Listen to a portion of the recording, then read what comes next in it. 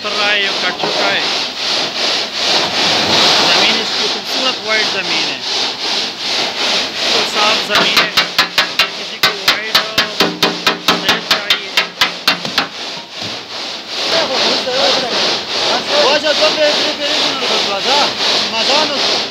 ये स्लैब भी कट रहा है।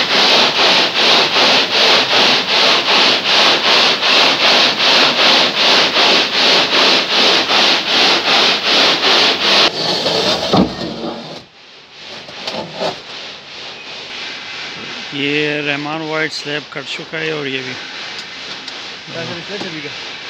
ज़मीन इसकी खूबसूरत वाइट ज़मीन है, जिस तरह ये नज़र आ रहा है। बेस इसका खूबसूरत बेस है और साइज़ भी अच्छा खासा साइज़ है।